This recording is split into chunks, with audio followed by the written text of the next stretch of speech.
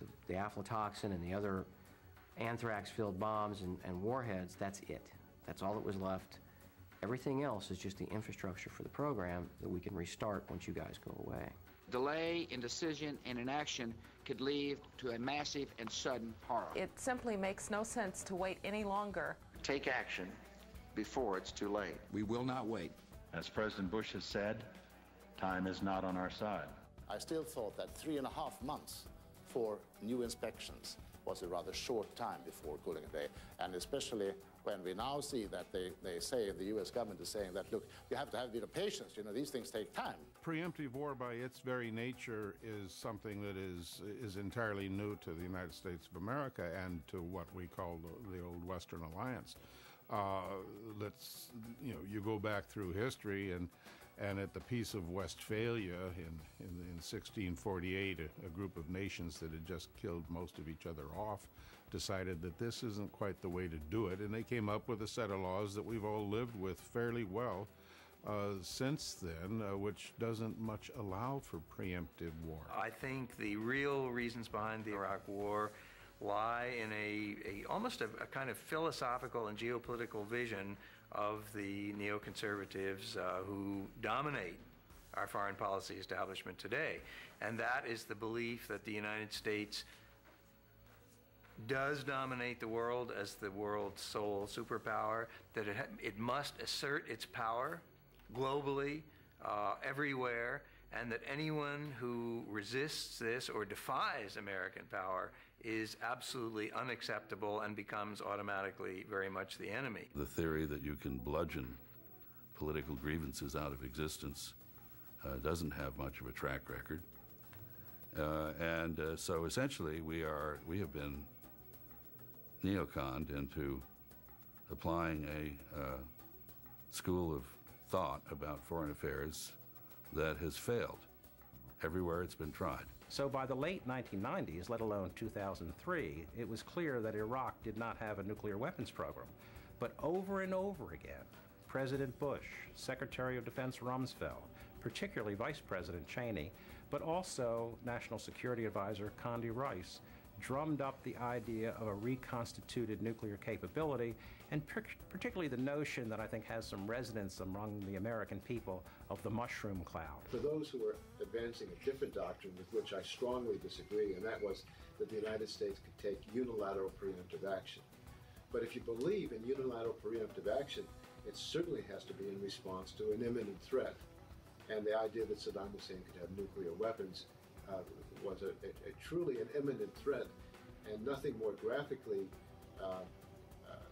pointed that out except the most powerful argument that was made: let's not let the smoking gun be a nuclear cloud.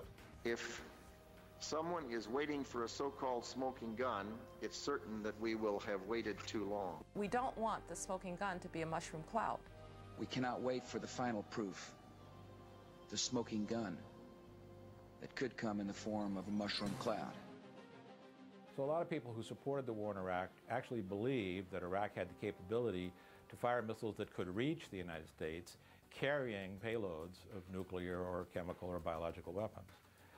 Iraq has never had the capability to do that. They didn't have it in the first Gulf War. They didn't have it in this war in Iraq. And they don't have it in any way of getting it in the future. That very first day, on September 12th, one day after September 11, the meeting that was held in the White House, in the Situation Room, led to Rumsfeld asking the question, shouldn't we use this as an opportunity to do something about Iraq as well? There are Al-Qaeda in Iraq. Saddam Hussein cavorts with terrorists. Secretly and without fingerprints, he could provide one of his hidden weapons to terrorists or help them develop their own. Well, the war really had absolutely nothing to do with terrorism. There was no connection whatsoever between Iraq and the secular regime there and the religious fanatics who perpetrated 9/11. Saddam was not a maniac or a fool. He was a terrible villain, yes, but he was not going to sacrifice his own life and the future of his country to stupid adventures with terrorists who had completely antithetical views to his. It is just inconceivable to anybody who understands Saddam Hussein and understands the nature of highly centralized dictatorships generally, that dictators would want to give up control of their most potent weaponry. Because once you've given up control, you have no control. So you can't say to Al-Qaeda, you will use this or you won't use it. The decision on whether or not they're going to use it depends on what Osama bin Laden does. Do you want to entrust your fate to Osama bin Laden and his nihilistic ways? I don't think so. Saddam Hussein is a psychopath and a sociopath. He was not an irrational being in the sense that he was going to ensure his own demise by doing something like that. Al-Qaeda has had total contempt for Saddam Hussein himself. He's been a socialist. He's been very harsh. He's treated Islamic leaders, Islamist leaders, extremely harshly. Iraq, and we have very good intelligence on this, was not part of the picture of terrorism before we invaded. Saddam Hussein and bin Laden were enemies. Bin Laden considered and said that Saddam Hussein was the socialist infidel. These were very different kinds of individuals competing for power in their own way, and Saddam Hussein made very sure that Al-Qaeda couldn't function in Iraq, that terrorists couldn't function, except for the small northeastern quadrant of the country where there was an extremist group, but he had no control over that.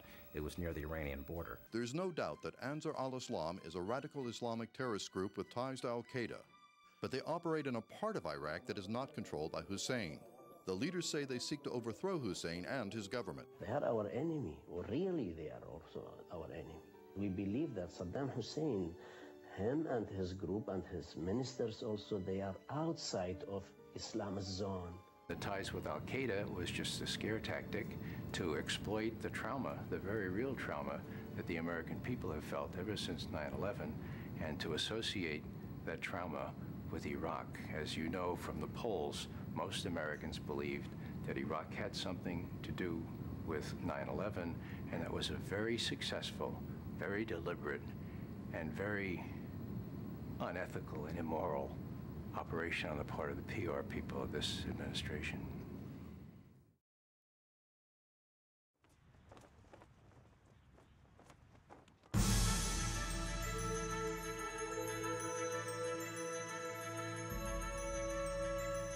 Every year, by law and by custom, we meet here to consider the state of the Union.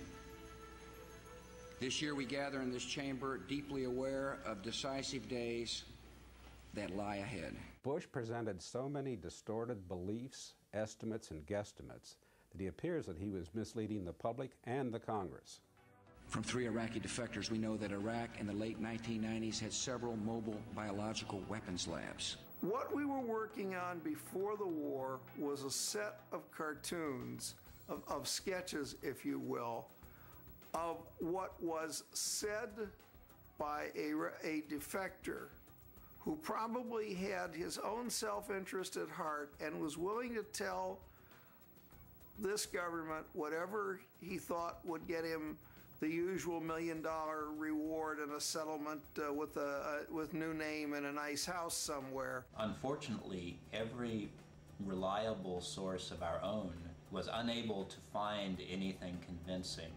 So we were dependent on the defectors provided by Mr. Chalabi of the Iraqi National Congress.